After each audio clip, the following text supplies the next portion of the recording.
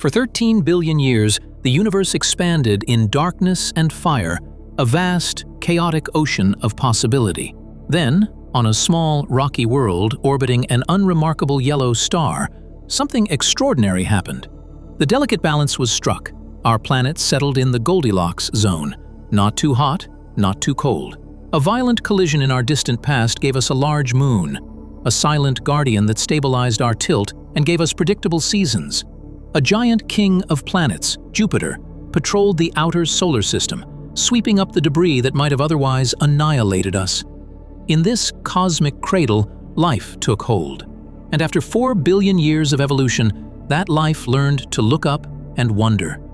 This is the story of humanity, a story of a species born from a perfect cosmic alignment. But it is also the story of our future, a story of a species that must eventually leave its cradle or perish with it. Our ascent has been explosive. In a cosmic blink of an eye, we have gone from chipping stone to splitting the atom.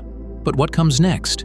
There is a cosmic ladder for civilizations, a hypothetical ranking known as the Kardashev scale. It measures a species not by its culture, but by its mastery over energy, planetary, stellar, and then galactic. We are not yet on that ladder.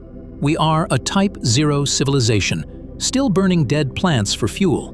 Our future depends on our ability to climb, to achieve true mastery over our own world, because that home is not permanent. To secure our future, we must first understand our end. In about 5 billion years, our sun will exhaust the hydrogen in its core and begin to die. It will swell into a red giant, a bloated, furious star whose fiery edge will expand mercilessly. It will engulf Mercury, then Venus. As it approaches Earth, its intense heat will boil our oceans dry, bake our continents, and strip away our atmosphere. Our world will be reduced to a charred, lifeless cinder before it is finally consumed. Our only hope is to have left long before. The first step would be to become a multiplanetary species.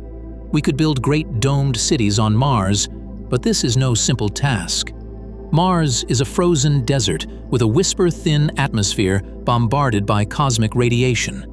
To make it a true home, we would need to engage in a terraforming project of millennia, reigniting its cold core to generate a magnetic shield, and slowly releasing the frozen carbon dioxide at its poles to thicken its air. We could also establish outposts on the moons of Jupiter and Saturn, building pressurized habitats in the eternal darkness of Europa's subsurface ocean, or on the methane-slick shores of Titan.